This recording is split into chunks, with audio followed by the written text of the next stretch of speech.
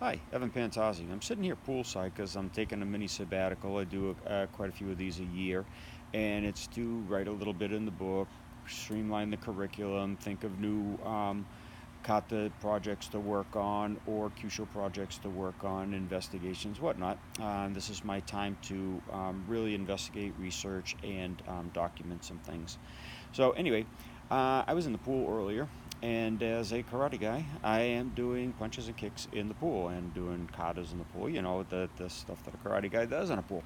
Anyway, I'm throwing punches, and I'm noticing there's a huge drag on my hand and arm, as you would expect in the water.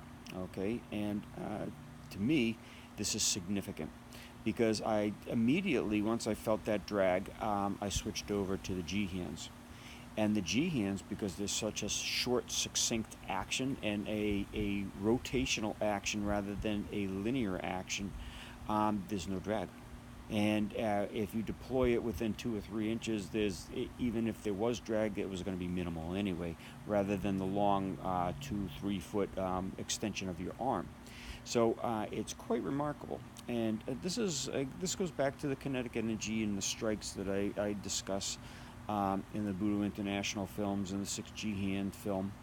And you can even prove it to yourself.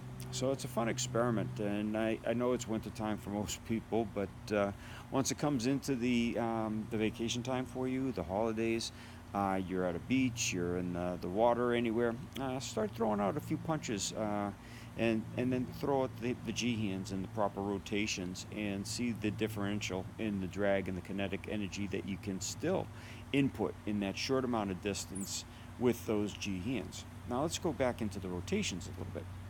If you have a linear movement, you have a lot of friction, be it air, be it water in this instance. When you do a rotation, there's less because you're not traveling as far. You're corkscrewing in. So you're using an action rather than the velocity. And that rotational action, that torque, is going to be a cleaner transference of energy than the velocity that's needed to throw out a punch. So I know a lot of you ask for ideas to practice at home, practice alone, and how to develop strikes, how to develop Kyusho. This is just one way to verify for yourself the efficiency that's involved in the 6G hands and the rotations of those 6G hands, and probably why they penetrate a lot deeper than your punches, which are more concussive on the surfaces, and they stay on the surface and they don't penetrate to the underlying anatomical structures to cause the dysfunction and the physiological actions inside the body rather than the concussive damage on the outside. So just another thought for you while I'm sitting around here on sabbatical. I'll be just talking to you. There's no film production going into these because I only have my phone with me. I'm typing a book on a phone. I've done it before. I do it all the time in the airports, and I do it in the airplanes. I don't like carrying a computer for many reasons: damage, theft. Just it's annoying to carry. Okay, a phone's much easier, and I'm getting quite decent at typing on a phone.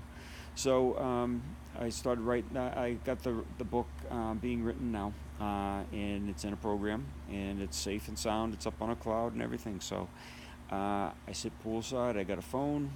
Once the battery goes down on the phone, I take a break. I charge it. I go and punch in the water, kick in the water, to find out the differences between a velocity of a linear attack compared to the rotational attack of the 6G hands. Something to think about. Thanks for watching.